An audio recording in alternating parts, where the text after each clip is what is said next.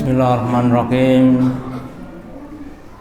Assalamualaikum warahmatullahi wabarakatuh.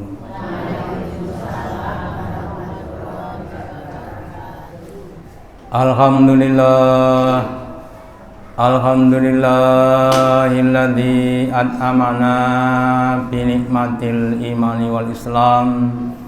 Asyhadu an la ilaha illallah wahdahu la syarikalah wa asyhadu anna Muhammadan abduhu wa rasuluhu la nabiyya wa la rasula ba'dah.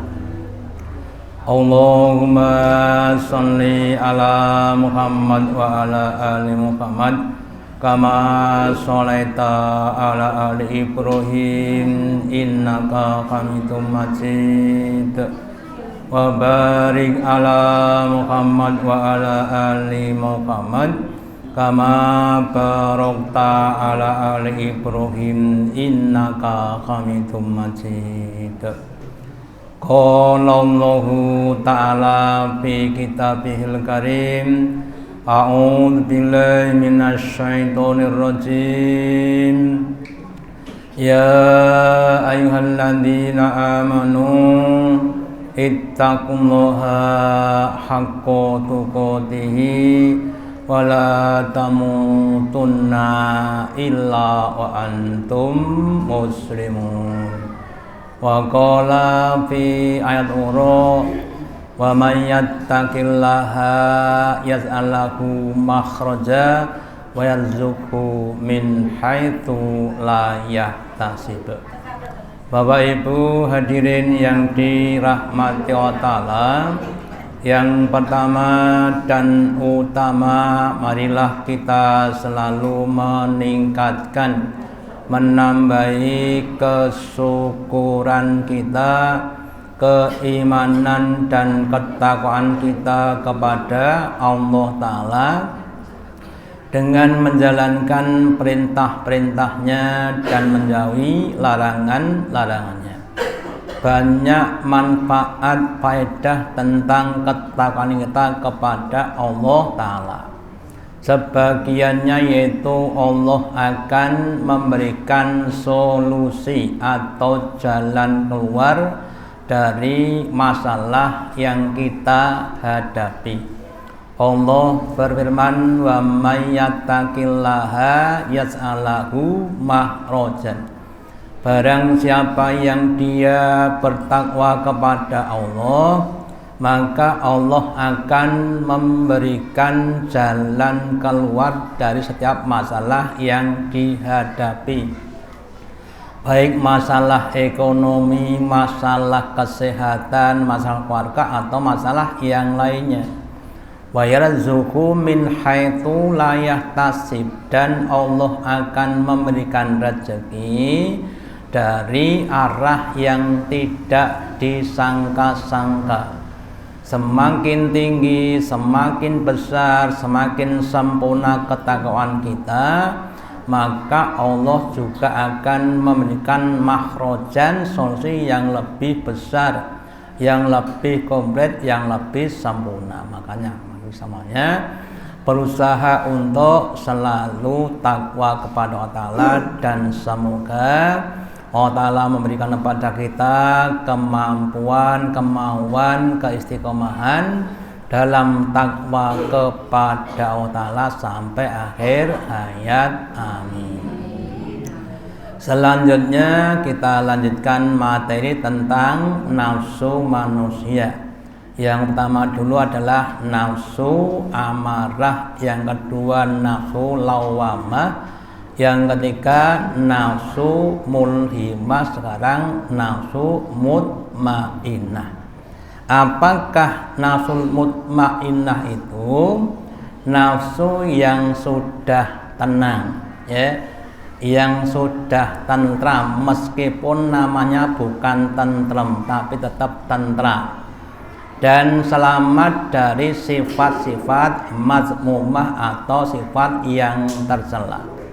Orang Amerika satu malam itu menghabiskan 40.000 ton obat penenang untuk bisa tidur. Kenapa? Karena hatinya enggak tenang, ya. Lah orang-orang yang sudah beriman menghadapi berbagai macam problema kehidupan dengan tenang. Kenapa? Karena yakin Allah akan menjadi penolongnya.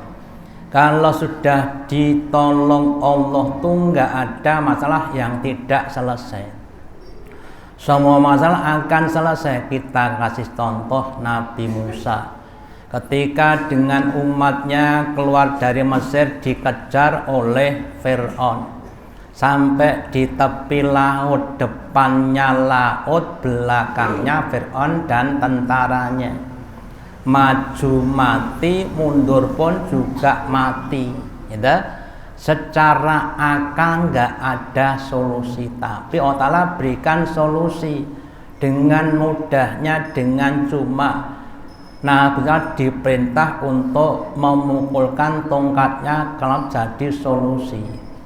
Lah Tuhannya Nabi Musa juga Tuhan kita, jadinya juga sama. Makanya kita harus tenang menghadapi berbagai macam masalah kehidupan. Lah supaya Allah menolong pada kita, maka kita harus mau menolong kepada Allah, yaitu menolong kepada agamanya. Terus kemudian kita usahakan menghilangkan diri dari berbagai macam sifat-sifat madmumah, sifat-sifat yang tercela. Contohnya apa? Contohnya sombong, ya, iri hati, suka ngerasani, itu termasuk yang harus kita hilangkan. Lah kalau belum bisa bagaimana? Ya namanya kemudian latihan supaya bisa. Kemudian Allah berfirman dalam surat Al-Fajr, surat yang ke-89 ayat yang ke-27, ya ayyatuhan nafsul mutmainnah. Nanti ketika orang beriman mau meninggal dunia, di akhir-akhir hayatnya Allah panggil kita dengan nafsul mutmainnah. Wahai jiwa-jiwa yang tenang, wahai jiwa-jiwa yang tentram, menghadapi kematian dengan tenang. Kenapa? Karena yakin bahwa setelah kematian akan mendapatkan kenikmatan. Orang kalau mau menerima gaji, kira-kira hatinya senang apa susah, Pak Bu? Senang. Tenang apa gundah gulana? Nah, gitu. Demikian juga orang-orang yang beriman setelah bekerja di dunia menjadi hambanya Allah, menjalankan perintah-perintahnya Allah, ya. Terus kemudian ketika mau meninggal dunia, hatinya tenang karena yang dihadapi adalah kenikmatan. Kemudian beberapa sifatnya orang-orang yang mutmainnah, yang pertama adalah orang yang al-jaudu, yaitu suka memberi atau lomo, ya. Bapak Ibu yang dimiliki Allah Ta'ala, orang beriman itu yakinnya kalau kita mau memberi kepada orang lain, Allah akan mengganti dengan yang lebih baik dan lebih banyak. Entah itu yang namanya harta benda, uang dan lain sebagainya, atau tenaga, atau perhatian, atau doa dan lain sebagainya. Yang dipikirkan adalah apa yang dapat aku berikan kepada orang lain. Mas mau kemana kok? Lingak-linguk wano, mau ke Solo, tapi kok motor saya gembos. Oh, pinjam motor saya saja, ya. Ditawarkan. Lah kemana? Ya silahkan pilih yang baik, ya nggak apa-apa. Alhamdulillah, ya. Atau yang lainnya, ya. entah itu yang namanya pakaian, makanan atau yang lainnya. Maka kalau kita sudah berusaha untuk memberi, nanti Allah akan berikan pahala yang lebih banyak. Kemudian yang kedua adalah tawakal, berserah diri kepada Allah atas apa yang sudah dilakukan. Manusia itu haknya cuma berusaha atau ikhtiar, tidak kuasa untuk menentukan hasil. Seorang petani ya wajibnya cuma membajak atau mengolah tanah, menanam padi, ngasih pupuk dan lain sebagainya, tidak berhak untuk menentukan hasilnya. Orang jualan di pasar juga begitu, jualan tuh ya istilahnya dasar, kemudian ditawar-tawarkan, ditawar-tawarkan, entah laku entah tidak. Nah, makanya kadang-kadang kita ini merasa gundah gulana ketika hasilnya tidak cocok dengan apa yang kita harapkan. Maka orang-orang yang beriman yang sudah sampai pada mutmainnah itu semuanya ditawarkan kepada Allah. Justru itulah yang akan menjadikan kita jadi tenang. Di dalam ayat dikatakan Bapak Ibu bahwa ketika kita tawakal likai la tahzanu ala ma fatakum wala taru bima atakum. Kalau sudah ditawakalkan, maka ketika gagal kita tidak sedih. Kenapa? Karena semua itu sudah ditentukan Allah Ta'ala. Dan ketika kita berhasil tidak akan sombong. Kenapa? Karena toh itu semua adalah karena peparingnya Allah Ta'ala. Lah beda dengan yang orang yang tidak tawakal. Kalau gagal akan menjadi kesedihan, kalau berhasil akan timbul namanya kesombongan. Jadi seandainya kita itu gagal kok kemudian sedih, maka kita namanya kurang tawakal kepada Allah. Orang beriman itu kegiatannya, amatnya diunjukkan kepada Allah. Mendidik anak sudah dilakukan dengan berbagai macam cara, seperti Nabi Nuh. Delalah anaknya juga enggak manut-manut, ya enggak masalah. Yang penting orang tua sudah menunaikan kewajibannya. Sehingga sekali lagi, mari kita tawakalkan semua usaha kita kepada Allah, jangan kepada selain Allah Ta'ala. Kemudian al-ibadah, semakin tenang hidupnya akan semakin mudah untuk beribadah. Yang pernah saya sampaikan Bapak Ibu, bahwa yang dalam Islam itu yang namanya ibadah tidak cuma ibadah makhluk, tapi juga ibadah muamalah. Tidak cuma sholat, berzikir, baca Quran, tapi juga makan, minum, tidur termasuk ibadah. Makan kita karena Allah, tidur kita karena Allah, bekerja kita karena Allah, dan lain sebagainya dalam rangka ibadah kepada Allah Ta'ala. Sehingga karena untuk Allah, maka semuanya dilakukan dengan baik dan benar. Contoh orang yang berjualan, kalau jualnya karena Allah Ta'ala, maka dia harus jujur, tidak menipu kepada pembeli. Demikian juga orang tua mendidik anaknya juga karena Allah, tidak minta balasan kepada anak-anaknya.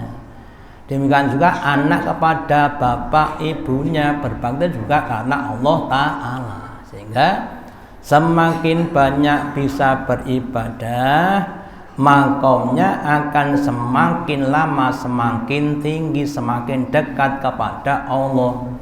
Hidupnya akan semakin mudah dan dimudahkan Allah Ta'ala.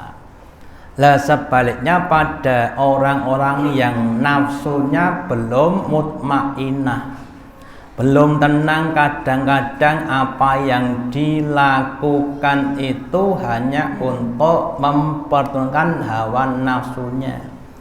Makannya digunakan untuk memuaskan nafsunya, ya.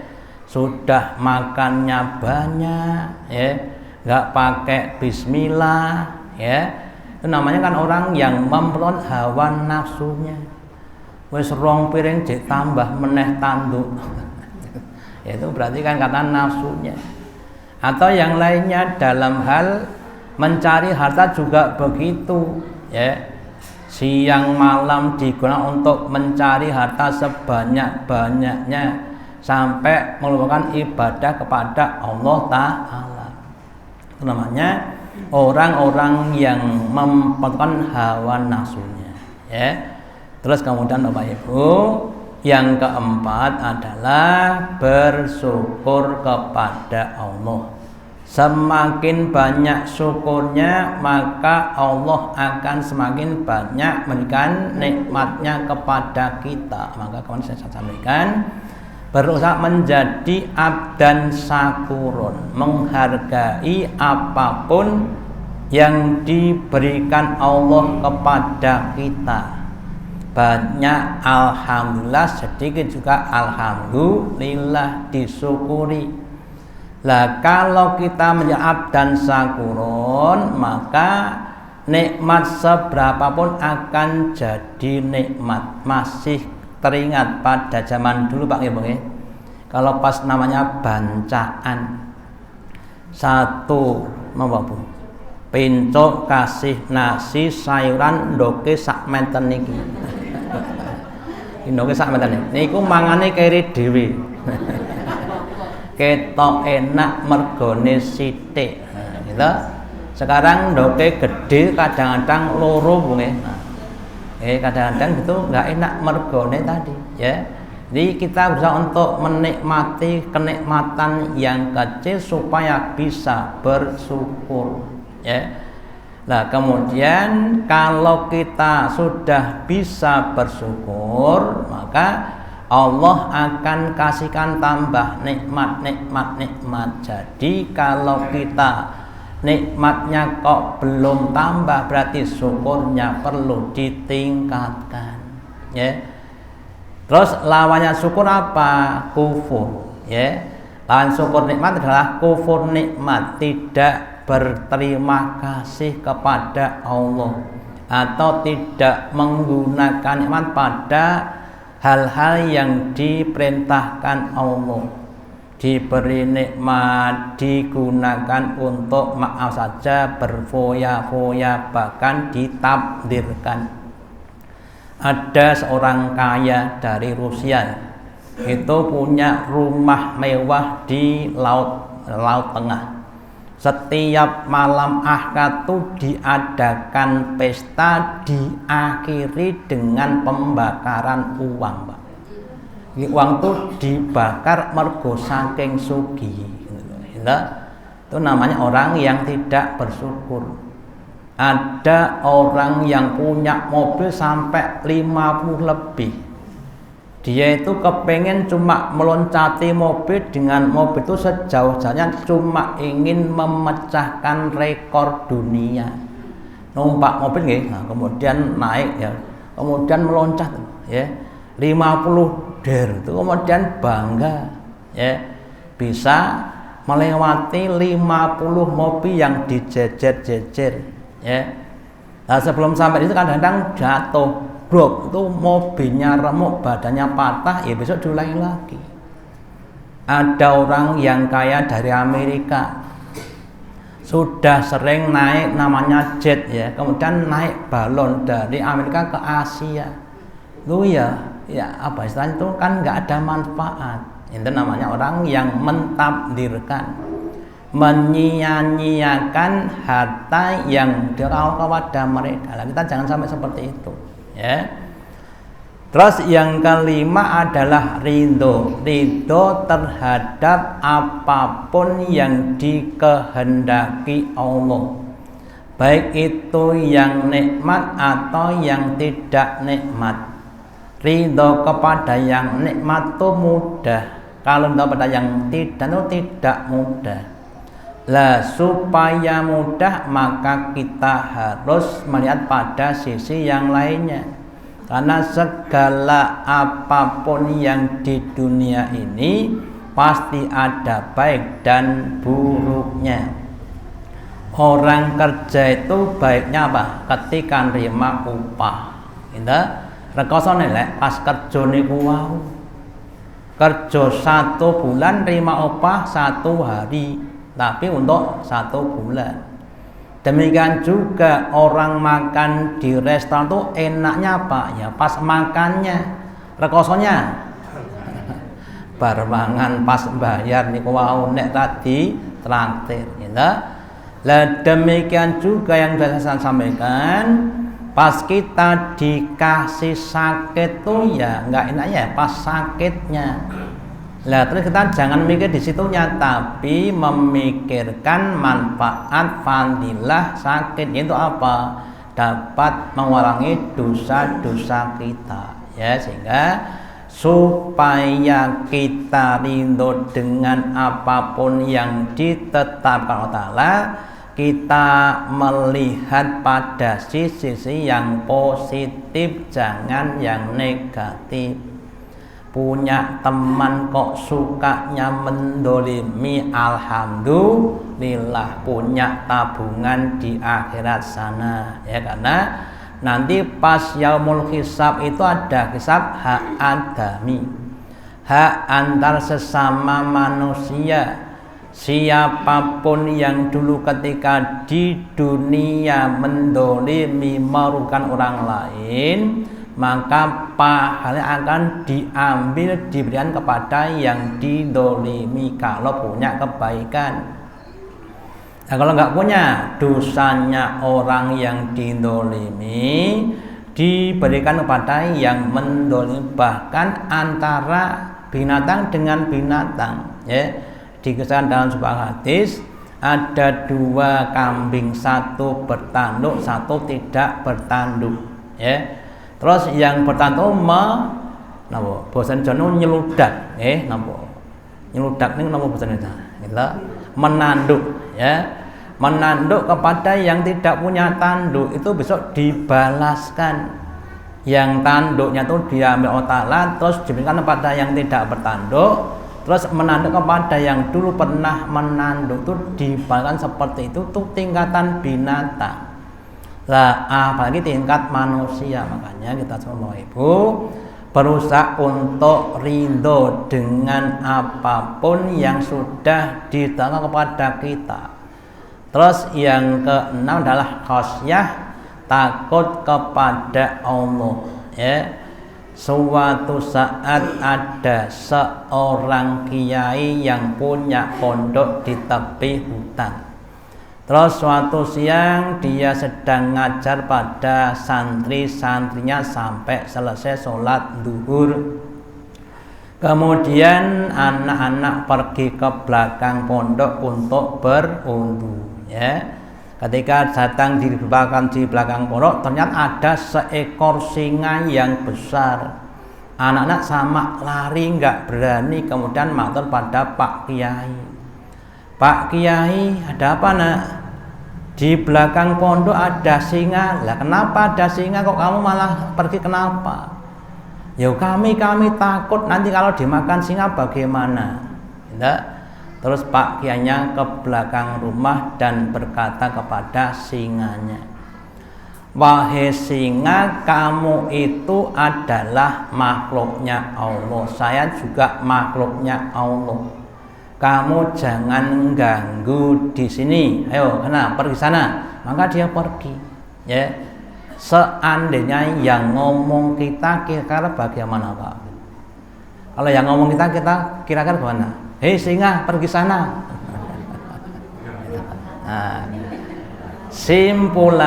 kesimpulannya, siapapun orangnya termasuk kita, kalau semakin takut kepada Allah, maka semakin tidak takut kepada selain Allah, gitu loh.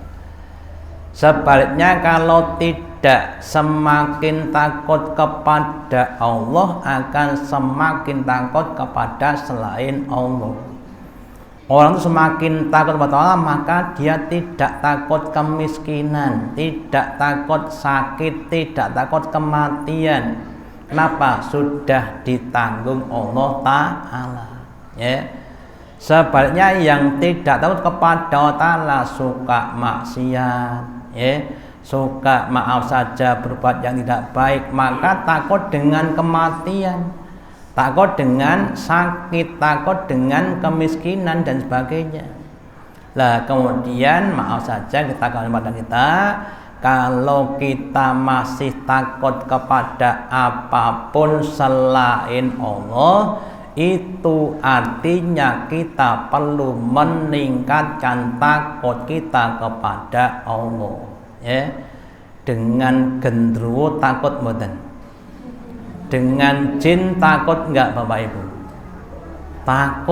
Takut dinapak nih. Nek di wong sama gendruwo kok takut.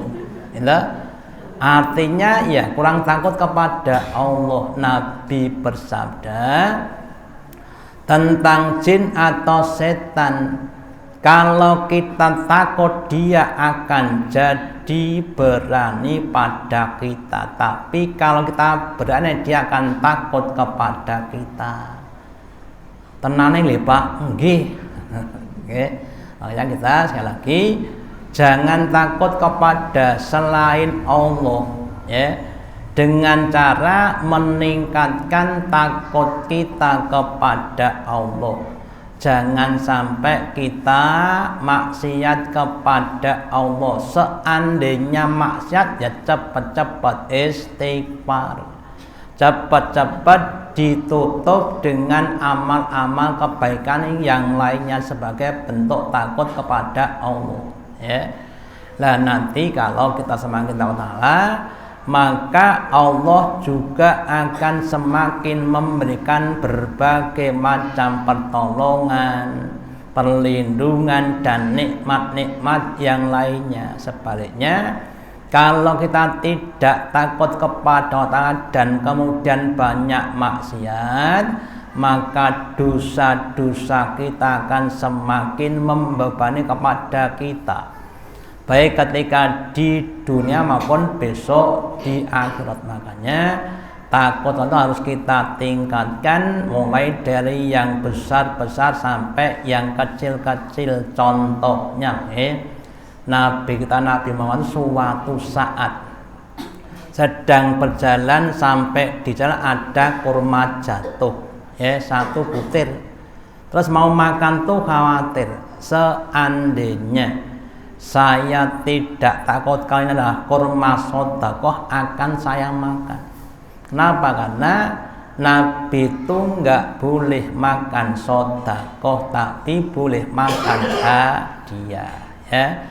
Nah karena kalau itu kurma sedekah nggak dimakan, ini menunjukkan bahwa dalam hal yang kecil pun kita juga harus takut kepada Allah, meskipun itu hal-hal yang mutasabihat atau yang masih meragukan.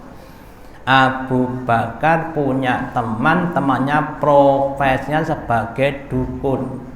Suatu saat dia ketemu dan temannya bawa makanan, terus Abu Bakar dikasih makanan, terus makan, terus ditelan sampai di perut, terus ditanya, "Loh, kamu tadi dari mana?" "Saya dari kerja."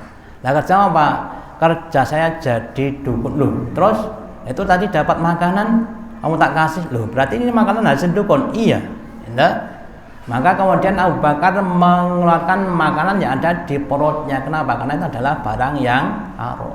Itu adalah untuk menunjukkan begitu hati-hatinya orang-orang yang sudah berjiwa mutmainah, sudah tenang hatinya, tenang dengan kebaikan dan merasa risih dengan keburukan.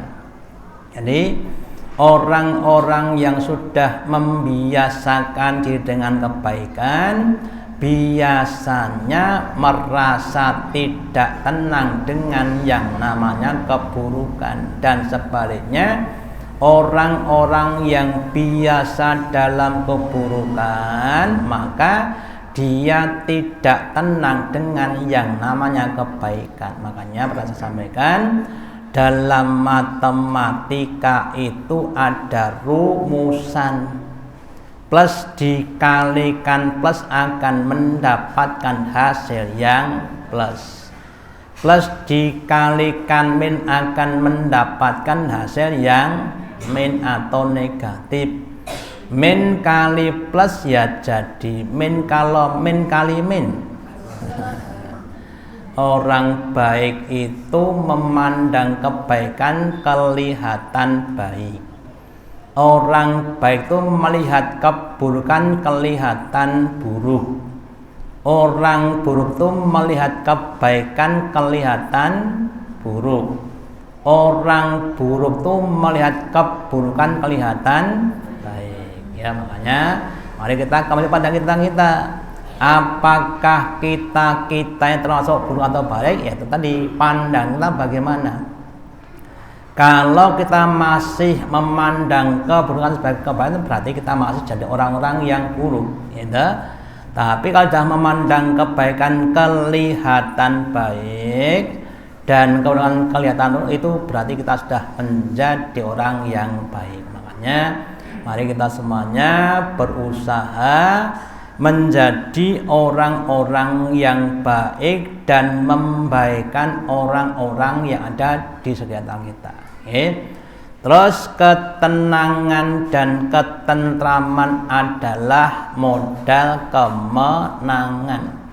Kalau kita hidup sudah tenang dan tentram, insya Allah kita akan semakin menang, mudah menang menghadapi godaan-godaan setan. Tetapi kalau hati kita belum tenang, belum tentram, ya kita akan tidak mudah mengalahkan setan, bahkan sering untuk dikalahkan. Semoga kita semuanya nafsunya semakin ditingkatkan menjadi tingkatan-tingkatan yang lebih baik, menjadi nafsu yang mutmainnah, dan nanti seterusnya nafsu yang tingkatannya lebih baik, sehingga kita akan semakin menjadikan nafsu sebagai pendorong untuk berbuat kebaikan dan semakin dekat dengan Allah Ta'ala. Amin. Demikian yang dapat saya sampaikan, semoga ada manfaatnya. Allahumma taqabbal minna innaka antas samiul alim wa tub alaina innaka antat rahim. Kita akhiri dengan doa majelis. Subhanakallahumma bihamdika asyhadu alla ilaha illa anta astaghfiruka wa atubu ilaik. Wassalamualaikum warahmatullahi wabarakatuh.